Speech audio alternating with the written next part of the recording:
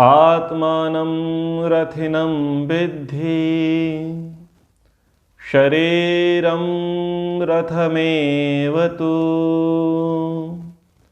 बुद्धिं तु सारथिं विद्धि मनः प्रग्रहमेव च। इंद्रियाणि हयानाहुर् विषयांस्तेषु गोचरान् आत्मेन्द्रियमनोयुक्तं भोक्तेत्याहुर्मनीषिणः।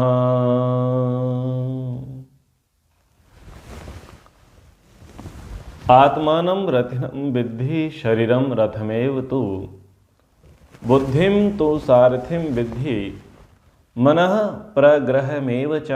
इंद्रियाणि हयानाहुर्विषयांस्तेषु गोचरान् आत्मेन्द्रिय मनोयुक्तं भोक्तेत्याहुर्मनीषिणः। दो श्लोक हैं, दोनों श्लोकों को हम साथ साथ समझते जाएंगे।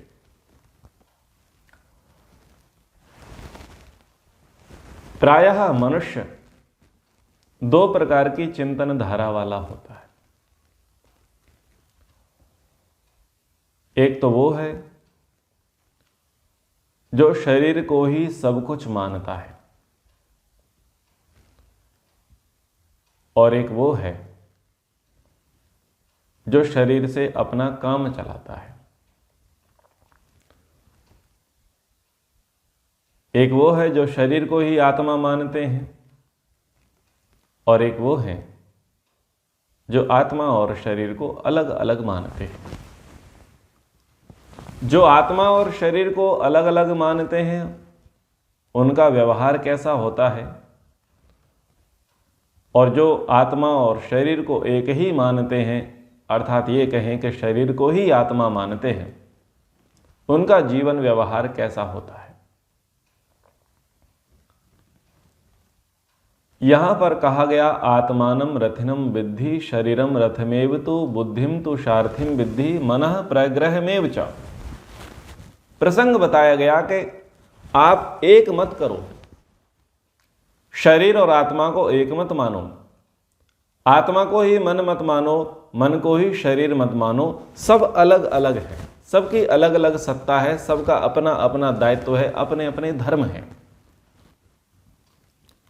कठ ऋषि ने कहा कि आत्मा को यानी आप स्वयं को इस शरीर रूपी रथ का स्वामी मानो। शरीर क्या है? रथ है, आपका साधन है जिससे आप आवागमन करते हैं, कार्यों की सिद्धि करते हैं। वो शरीर आपका रथ है और आप इस रथ के स्वामी हो। तो रथ कैसा है? रथ बनाया गया है। और रथ कैसा है? रथ जड़ है। रथ की क्या स्थिति होगी कि यदि रथ को मेंटेन करके रखेंगे तो लंबा चलेगा, और यदि रथ को मेंटेन करके नहीं चलेंगे तो वो समय से पहले ही जीर्ण शीर्ण हो जाएगा, नष्ट भ्रष्ट हो जाएगा, टूट फूट जाएगा। तो जड़ क्या है? जड़ है रथ।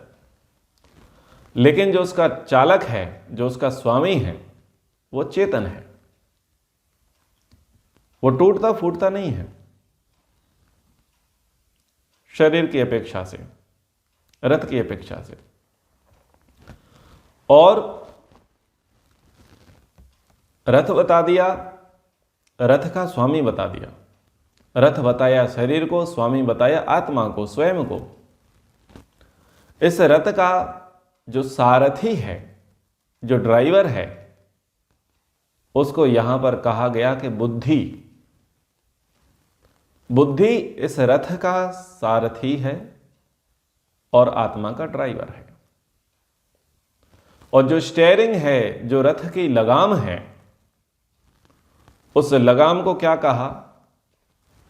लगाम को कहा मन। इतना इस प्रसंग में कहा गया, आत्मानम रथिनम विद्धि शरीरम रथमेव तो बुद्धिम तो सारथिम विद्धि मनः प्रग्रह में विचा।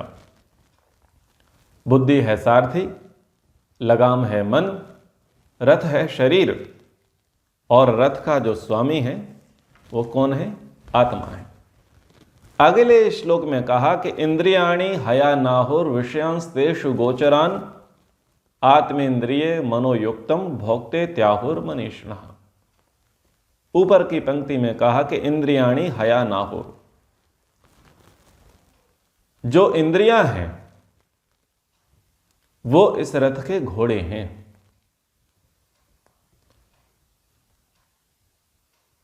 जो कार है, कार के पहिए क्या हैं? हां, इंद्रियां हैं। रथ किससे चलता है? रथ घोड़ों से चलता है। तो घोड़े कौन हैं? घोड़े इंद्रियां हैं। और जो रास्ते हैं, रास्ते कैसे हैं? एक रास्ता है श्रेय मार्ग वाला और दूसरा रास्ता है प्रेय मार्ग का। एक रास्ता सकाम कर्मों की ओर जाता है, दूसरा रास्ता निष्काम कर्म की ओर जाता है।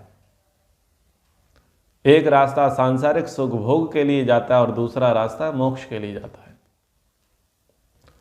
लेकिन ये वास्तविक रास्ते कैसे हैं? इंद्रियों के विषय हैं। इन रास्तों पर क्या मिलेगा? रूप मिलेगा, रस मिलेगा, शब्द मिलेगा, स्पर्श मिलेगा, गंध मिलेगा। और इन विषयों से प्रभावित कौन हो रहा है? किसका प्रिय विषय है? इंद्रियों का। इंद्रिय यहां पर कौन सी ले गई हैं? 10 इंद्रियां नहीं ली गई हैं, यहां पर 5 इंद्रियां ली गई हैं। और 5 इंद्रियों को यानी ज्ञानेंद्रियों को, ज्ञान इंद्रियों के 5 विषय, रूप रस शब्द स्पर्श गंध। आंखों से देखना, क्या देखना? रूप। जीवा से चखना, क्या चखना? रस। कानों से सुनना, क्या सुनना? शब्द। हाथों से स्पर्श करना, छूना, स्पर्श करना, तो रूप। और नासिका से सूंघना, गंध। तो ये ज्ञानेंद्रियां हैं और ज्ञानेंद्रियों के ये अपने अपने विषय हैं। फिर क्या? आत्मेंद्रिय मनोयुक्तम भोक्ते त्याहुर मनीषिणः। विषय से किसका संपर्क हुआ? इंद्रिय का। इंद्रिय का किससे संपर्क हुआ? मन से। मन का बुद्धि से और बुद्धि का आत्मा से। मूल रूप से भोक्ता कौन हुआ? भोक्ते त्याहुर मनीषिणः। जो जीवात्मा है वो भोक्ता है, यानी अनुभव करने वाला कौन है? वो जीवात्मा है। लेकिन अनुभव किन के माध्यम से किया जा रहा है? इंद्रियों के माध्यम से। और इंद्रियों का जो आभास है, यानी इंद्रियों की जो परिणाम निकल के आया, उससे प्रभावित कौन हुआ? जीवात्मा प्रभावित हुआ।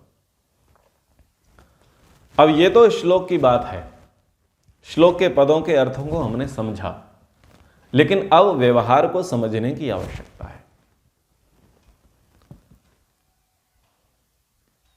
आपके यहां कार तो होगी, जिनके यहां भी कार होगी, अथवा जितने लोग भी कार में बैठे होंगे, उस कार की 2 स्थितियां आप समझिए, अथवा रथ की 2 स्थितियां समझिए। एक तो है रथ चालक, रथ चलाने वाला, कार का ड्राइवर, और दूसरा है उसका स्वामी, जिसकी वो प्रॉपर्टी है। दोनों से पूछो कि रथ किसका है, दोनों से पूछो कार किसकी है, दोनों क्या कहते हैं? मेरी है। जो ड्राइवर कहेगा, ड्राइवर क्या कहेगा? चूंकि मैं चला रहा हूं तो किसकी है? मेरी है। और मालिक क्या कहेगा? कि मेरी है। दोनों के व्यवहार में अंतर मिलेगा। आप ड्राइवर से पूछो कि आपका इससे क्या प्रयोजन है, ये आपकी है तो आप इसका क्या करते हो? तो वो कहता है कि मैं कूलेंट ऑयल डलवाता हूं, टायर की हवा भराता हूँ, सुबह सुबह वॉश करता हूँ, इसमें डीजल पेट्रोल डालता हूँ, इसे मस्त रखता हूँ, बिल्कुल चिकनी अच्छा रखता हूँ और राइडिंग करता हूँ, घूमता हूँ इधर उधर। बस इतना धर्म है ड्राइवर का, हाँ या ना। और मालिक से पूछा जाए, बोले आप क्या करते हैं? बोले मैं इससे अपना काम करता हूँ, मुझे मार्केट जाना होता है, ऑफिस जाना होता है, कॉलेज जाना होता है, अलग अलग शहर में जाना होता है, तो मेरे आवागमन का ये साधन है।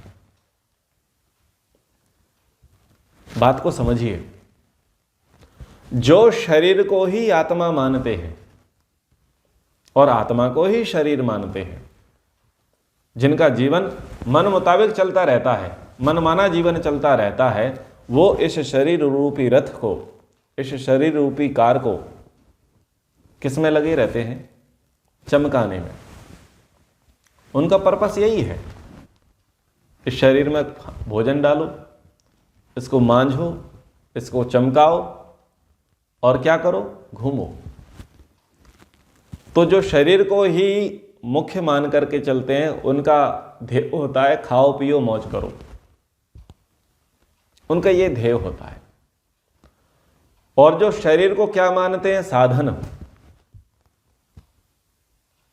वो क्या करते हैं? इसका सदुपयोग करते हैं कि उनको पता है कि मेरा उद्देश्य क्या है, मेरा लक्ष्य क्या है। जैसे कार का मालिक, रथ का मालिक उससे चिपका नहीं रहता कार से, वो कार को गैरेज में खड़ा कर देगा, रथ को बग्गी में लगा देगा, एक तरफ कर देगा, वहां से उतरेगा और अपना काम करने लग जाएगा, काम करके लौटेगा, दोबारा उसमें बैठेगा, फिर चल पड़ेगा, फिर उतर जाएगा। मालिक कैसा होगा? और ड्राइवर कैसा होगा? ड्राइवर कार में ही बैठा रहेगा, मालिक को उतारेगा और कार में बैठा रहेगा। मालिक बाहर होगा, होटल में होगा, ऑफिस में होगा, कॉलेज में होगा, जहां कहीं भी होगा, लेकिन ड्राइवर कहाँ मिलेगा? वो कार में बैठा रहेगा, वहीं पर लेटा रहेगा, वहीं पर सोएगा, वहीं पर खाएगा। दोनों विचार देखो। तो जो शरीर को ही आत्मा मानते हैं, उनका जीवन ऐसा चलता है कि वो शरीर को ही रगाने में, उसी को पूजने में, उसी को खिलाने पिलाने में लगे रहते हैं। उनके जीवन का कोई उद्देश्य नहीं होता। और जो शरीर को और आत्मा को अलग अलग मानते हैं और आत्मा ये मानता है कि शरीर मेरा साधन है, तो उसका सदुपयोग करते हैं, सदुपयोग करते हैं। तो ये दो मौलिक अंतर मिलेंगे आपको। जो लोग शरीर को केवल और केवल अपना साधन मात्र मानते हैं, वो अध्यात्म की गहराइयों को प्राप्त करते हैं, उच्च स्तर को प्राप्त करते हैं, और वो समाज को, राष्ट्र को, धर्म को अपना अतुलनीय योगदान प्रदान करते हैं। जो लोग शरीर को ही मुख्य मानते हैं, उसी को ही आत्मा मानते हैं, वो लोग केवल शरीर को लक्ष्य में रख करके करते हैं। ऐसे लोगों का समाज के लिए, राष्ट्र के लिए, धर्म के लिए कोई योगदान नहीं होता, क्योंकि उनकी जिंदगी शरीर से शुरू है और शरीर पर ही जाकर के खत्म हो जाएगी। तो आजकल शरीर को ही सब कुछ मानने वाले, यानी ड्राइवर को ही सब कुछ मानने वाले लोग हैं भारत में। इसलिए इतना कौभांड फैला हुआ है, इसलिए इतना अंधकार फैला हुआ है। आज भारत में आत्मा को लक्ष्य रख करके चलने वाले लोग कम हैं, शरीर को लक्ष्य में रख करके चलने वाले अधिक हैं। इसमें और मान्यता को देखें कि जो शरीर को ही आत्मा मानते हैं, शरीर को ही मन मानते हैं, वो वशीभूत हैं। उन्हीं के द्वारा आपको ऐसा कहते हुए मिलेगा, आप ऐसा सुनेंगे, क्या करूं मेरा मन नहीं मानता। सबसे ज्यादा उन्हीं का ये कहना होगा। मोबाइल के विषय में भी यही स्थिति होती है। लोग चाहते हैं मोबाइल छोड़ना, लेकिन कहते हैं कि बस क्या करें, छूटता नहीं है। क्या मोबाइल ने उसको पकड़ लिया है? लेकिन क्या व्यवहार करते हैं? छूटता नहीं है। मैं जानता हूं सत्य क्या है, असत्य क्या है, लेकिन क्या करूं, मन नहीं मानता। डायबिटीज है, पर क्या करें, मन नहीं मानता। कोलेस्ट्रॉल बढ़ रहा है, फैट बढ़ रहा है, लेकिन क्या करें, खाने की वस्तुएं जब लुभावनी आती हैं तो मन नहीं मानता। तो जो मन के वश में है, वो उसी परंपरा के यानी शरीर को ही सब कुछ मानने वाले हैं और अपना दोषारोपण सारा का सारा किस पर डाल रहे हैं? मन पर डाल रहे हैं। मन जड़ है या चेतन है? मन तो जड़ है। और लोग गाना बना देते हैं, दिल है कि मानता नहीं, मुश्किल बड़ी है रस्म मोहब्बत ये जानता नहीं। अब मान कौन नहीं रहा? स्वयं। आरोप किस पर है? मन पर। शास्त्र में क्या पढ़ा? मन क्या है? जड़। अब आप गाओ, मेरा मोबाइल है कि मानता नहीं, मेरी कार है कि मानती नहीं, मेरी बाइक है कि मानती नहीं, मीटर की रीडिंग है कि मानती नहीं, बिजली का बिल है कि मानता नहीं, पानी का नल है कि मानता नहीं। बोलो। बढ़ता जा रहा है। बोले पता नहीं क्यों। अरे मूर्ख, तुझे ऑपरेट करना नहीं आता। कार चला रहे हैं, बाइक चला रहे हैं और किसी में ठोक दो।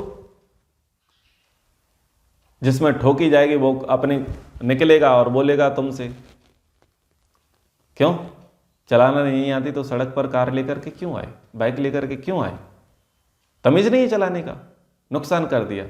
अब वो बोले मेरी कार है कि मानती नहीं, तो फिर वो भी बोले मेरा हाथ है कि मानता नहीं। फटाक। वो बोले कि मेरी कार है कि मानती नहीं और वो भी बोल दे मेरा हाथ है कि मानता नहीं और फटाक गाल में लगा दे। बोले मैं क्या करूं?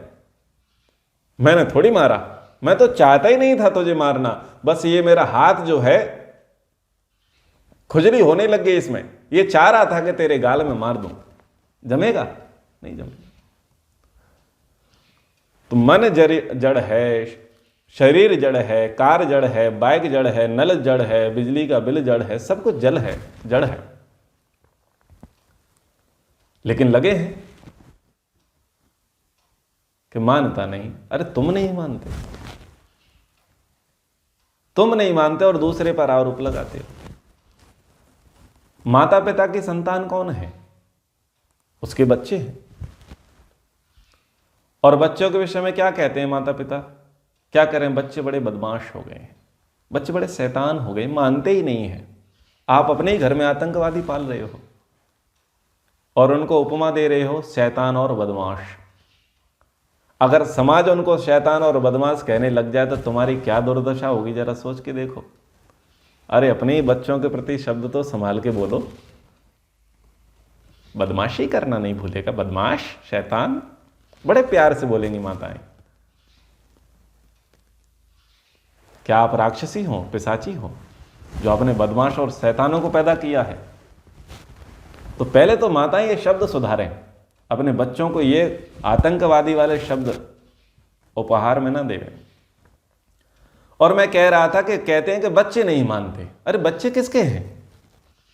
बच्चे आपके हैं। बच्चे क्यों नहीं मानते? आप मनाना नहीं जानते। आप मनाना नहीं जानते। अगर यदि आप मनाना जानते तो बच्चे मानते। बच्चा आपका ही प्रोडक्ट है।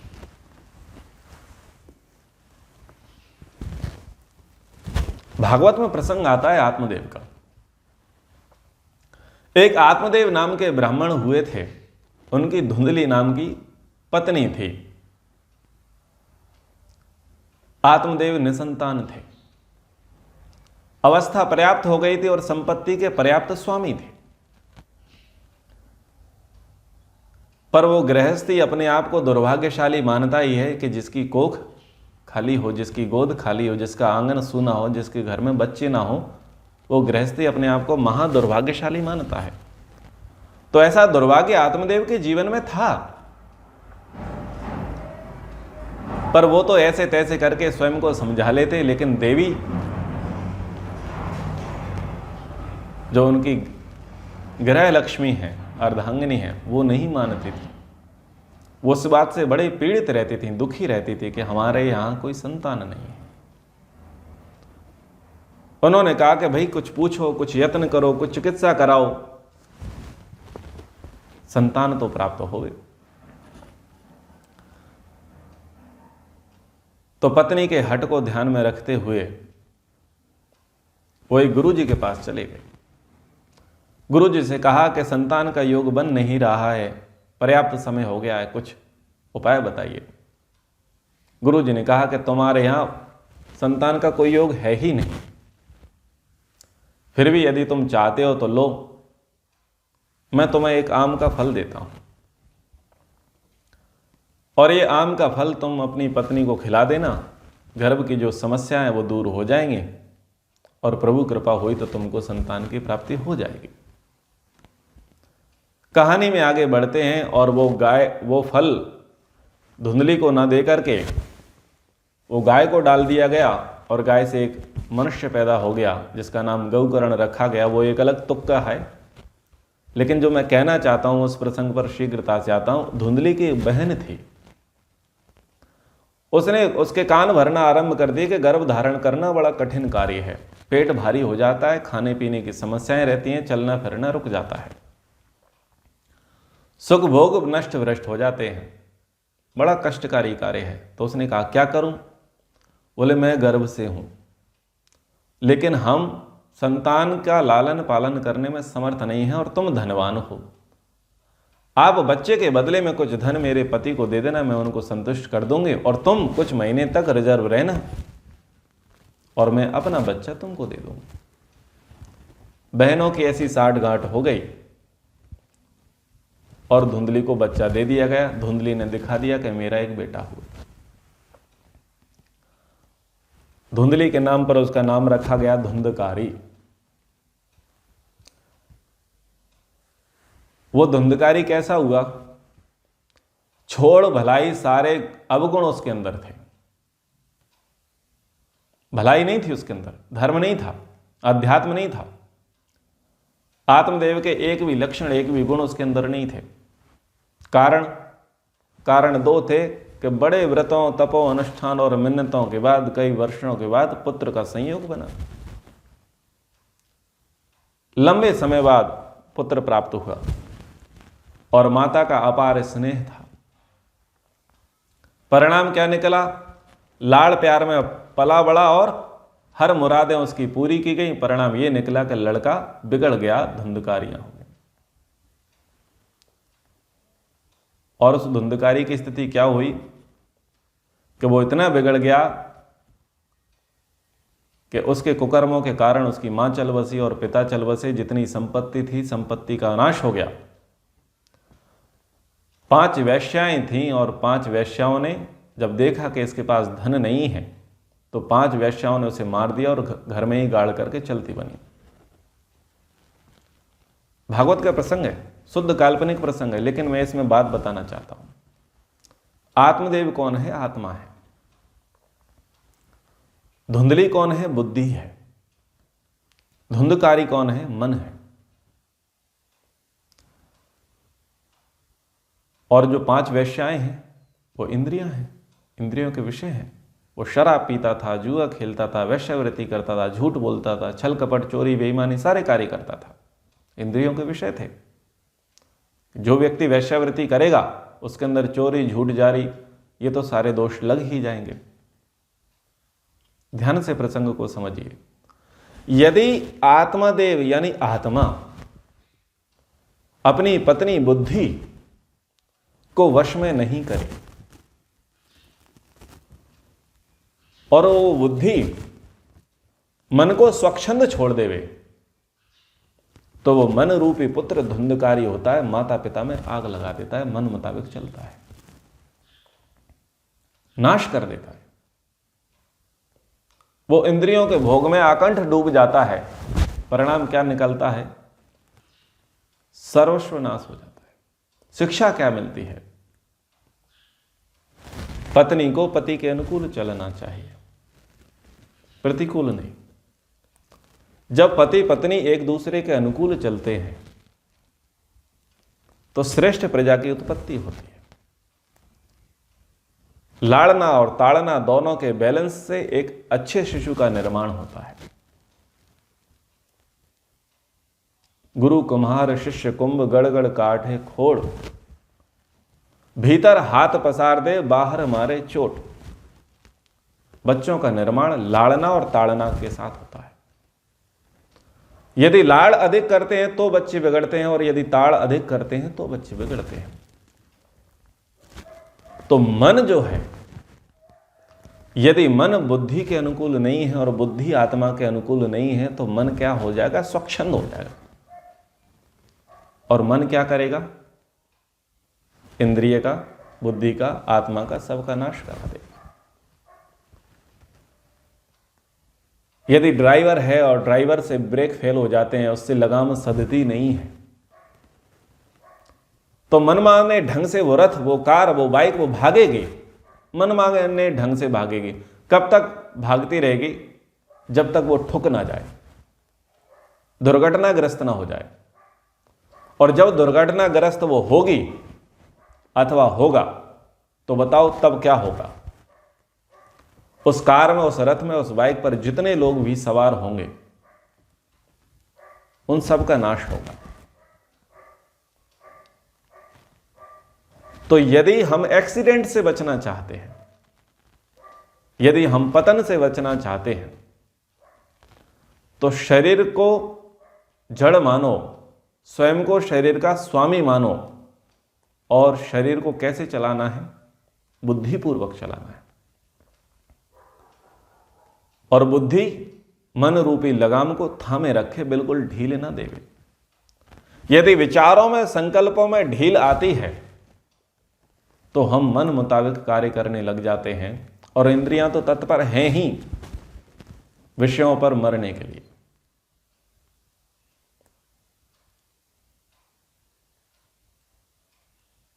रथ का स्वामी जीवात्मा रथ में बैठ जावे, कार का मालिक कार में बैठ जावे, और वो ये ना कहे कि कहां जाना है, तो ड्राइवर गाड़ी स्टार्ट करेगा और चल पड़ेंगे। कोई आगे से रोकेगा, बोले कहां जा रहे हो? बोले अभी कोई निर्धारित नहीं है, बस घूम रहे हैं, लॉन्ग ड्राइव पर जा रहे हैं। कहां जा रहे हैं, किधर जा रहे हैं, क्यों जा रहे हैं, क्या प्रयोजन है, कोई पता नहीं है। ऐसे व्यक्ति को मुसाफिर नहीं बोलते, पथिक नहीं बोलते, ऐसे व्यक्ति को भटका हुआ बोलते हैं। तो जो बस इस शरीर रूपी रथ में बैठ करके खाए पिए मौज करते चले जा रहे हैं, लेकिन उनके जीवन की कोई मंजिल नहीं है। क्यों जा रहे हैं, कैसे जा रहे हैं, किस लिए जा रहे हैं, जिन्हें ये बोध नहीं है, उनको यात्री नहीं कहेंगे, उनको क्या कहेंगे? भटका हुआ। कहीं ना कहीं, कभी ना कभी तो पहुंच ही जाएंगे। बोले कहां जाना है? बोले जहां तक ये रास्ता चलता हो वहां तक चलते हैं। ऐसे लोगों को कभी आदर्श नहीं माना जाता। आदर्श स्थिति क्या है कि इस रथ में बैठने से पहले, इस कार में बैठने से पहले पता होना चाहिए कि जाना कहां है, क्यों जाना है। निरुद्देश्य भटकना यात्रा नहीं है, उद्देश्य सहित भटकना सही यात्रा है। आचार्य हम कहना चाहते हैं कि मनुष्य शरीर में रह रहा है, मनुष्य की योनि प्राप्त हुई है जीवात्मा को, तो वो अपने लक्ष्य को निर्धारित करके चले कि उसे उस जीवन में करना क्या है। बिना किए और बिना लक्ष्य निर्धारित किए, बिना विचारे दिन की शुरुआत ना करे। सदैव विचार करे कि मुझे जाना कहां है, करना क्या है, उद्देश्य क्या है, कितनी प्राप्ति करनी है। कई लोग पढ़ते हैं, बस पढ़ते चले जाते हैं, पढ़ते चले जाते हैं, पढ़ते चले जाते हैं। फिर आगे पूछा जाता है कि अब क्या विषय चुनोगे, क्या सब्जेक्ट लोगे। कहते हैं कि ठीक है देख लेंगे, जो सस्ता होगा, अच्छा होगा, जिसमें सब लोग ज़्यादा जाते होंगे, बस उसी में चले जाएंगे, यानी देखा देखी करेंगे। क्या ऐसे लोगों को आप विद्यार्थी कहेंगे? जैसे तैसे पढ़ लिए, डिग्री प्राप्त कर ली। अब क्या करना है? बोले सब लोग कहते हैं आवेदन भरना है, एप्लीकेशन फॉर्म सबमिट करना है। किस में करोगे? क्या बनना चाहते हो? बोले जितनी वैकेंसी आती है सब में लगाते जाएंगे, कुछ ना कुछ तो बन ही जाएंगे। ऐसे लोग जिनके जीवन का उद्देश्य ही नहीं है कि उन्हें किस फील्ड में जाना है, क्या कार्य करना है, ऐसे लोग यदि ऐसे तैसे करके यदि पदों पर पहुंच भी जाएंगे तो बताओ वो अपने पद का निर्वाह करेंगे? क्या वो पद के साथ न्याय करेंगे? उस पद की गरिमा को बनाए रखेंगे? नहीं बनाएंगे, क्योंकि वो फ्लो में बह रहे हैं, बहाव में बह रहे हैं, उनका खुद का कुछ अस्तित्व नहीं है। और जैसा वहां का स्थिति होती है, कितना करप्शन है, कितनी लेट लतीफी है, कितनी ईमानदारी है, कितनी बेईमानी है, जैसा वहां का सिस्टम चलता रहता है, बस उसी धड़ल्ले में वो जाकर के सबमिट हो जाते हैं। वैसी उनकी जिंदगी होती है। देखा जाए तो पूरा पशुवत जिंदगी है, मनुष्यों की जैसी जिंदगी नहीं है। सबका कारण क्या है? सबके मूल में क्या है? शरीर और आत्मा को अलग अलग ना मानना। ध्यान दीजिए, बहुत बड़ी बात है।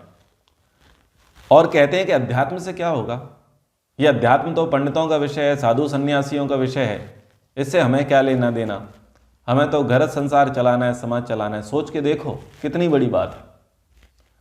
जिनका कॉन्सेप्ट ही क्लियर नहीं है, जिनकी कोई स्ट्रेटजी नहीं है, पॉलिसी नहीं है, भला वो समाज के लिए क्या दे पाएंगे? आज ऐसे ही वर्ग की भीड़ भरी पड़ी है। बहुत सारे बच्चे पढ़ाई कर रहे हैं, पता नहीं है क्यों कर रहे हैं। बहुत सारे लोग हर वैकेंसी के लिए आवेदन भर रहे हैं, पता नहीं क्यों। और बहुत सारे लोग पदों पर पहुंच भी गए हैं, दफ्तर भी जा रहे हैं, पता नहीं क्यों। आप देख रहे होंगे कि जितनी अव्यवस्था का आप देखते हैं, जितना अनुशासनहीनता देखते हैं, उसके मूल में क्या है? उसके मूल में एकमात्र कारण है आत्मा और शरीर को अलग अलग नहीं मानना। फिर वही लोग वो चादर भी चढ़ाने चले जाएंगे, वो गुरुद्वारे भी चले जाएंगे, वो हनुमान जी के मंदिर भी चले जाएंगे, वो संध्या हवन के कार्यक्रम में भी चले जाएंगे। क्यों? सब जा रहे थे। वही लोग क्रिसमस भी मनाते दिखेंगे, वही लोग आपको ईद पर, बकरीद पर मांस खाते हुए और मीठी ईद पर सेवैयां खाते हुए दिखेंगे। वही लोग आपको जन्माष्टमी पर दही खाते मिलेंगे, वही लोग आपको रामनवमी पर तिलक लगाए झंडा लिए दिखेंगे। और जैसा मिला वैसा कर लिया। आप सोच के देखो कि देश जा कहां रहा है। ज्यादातर लोग भटके हुए हैं। किसी ने कहा ये सीजन है, यहां घूमने चलो, बोले चलो। ये खा लेते हैं, खा लो। वैसा कर लेते हैं, कर लो। वैसा देख लेते हैं, देख लो। सब कर रहे थे तो हम भी चले गए। सब खा रहे तो हम भी खाने लग गए। सब बोल रहे थे तो हम भी बोलने लग गए।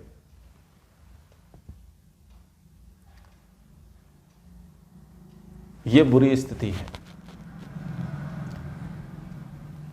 और इन बहुत सारी समस्याओं का एकमात्र समाधान क्या? आत्मानम रथिनम विद्धि शरीरम रथमेव तो बुद्धिम तो सारथिम विद्धि मनः प्रग्रहमेव च इंद्रियाणि हया नाहुर विषयांस्तेषु गोचरान आत्मेन्द्रिय मनोयुक्तम भोक्ते त्याहुर मनीषिणा। व्यक्ति के जीवन में संकल्प होना चाहिए। उसे जानना चाहिए कि मैं इस शरीर रूपी रथ का स्वामी हूं। बुद्धि मेरा सारथी है, मन पर मुझे लगाम लगानी है, और इंद्रिय मेरे घोड़े हैं। उस मालिक को पता होना चाहिए कि मुझे किस मार्ग में जाना है, मुझे श्रेय मार्ग में जाना है अथवा प्रेय मार्ग में, मुझे सांसारिक सुख भोग भोगने हैं अथवा पारलौकिक सुख भोग भोगने। उसके पहले बुद्धि में होना चाहिए, कॉन्सेप्ट क्लियर होना चाहिए कि जाना कहां है, और जाना है तो किस विधा से जाना है, किस तरीके से जाना, और जाकर के करना क्या है, यह उसे पूरा पता होना चाहिए। लेकिन बस चले जा रहे हैं, चले जा रहे हैं, चले जा रहे हैं। कहां जा रहे हैं कोई पता नहीं। ऐसे ही लोगों की नरक में सबसे ज़्यादा भीड़ लगी हुई है। मनुष्य योनि में भी ऐसे ही लोगों की सर्वाधिक भीड़ है जिनका स्तर अति निम्न है। तो हम इस उपनिषद के वचन को समझें, इसको हल्के में ना लें। लोग प्रायः बस इतना पाठ कर लेते हैं और समझ जाते हैं, ठीक है, शरीर रथ है, आत्मा स्वामी है, बुद्धि सारथी है, मन लगाम है, इंद्रियां घोड़े हैं और विषय हैं, जो करेगा वो भोगेगा, बात खत्म। इतनी बात नहीं है।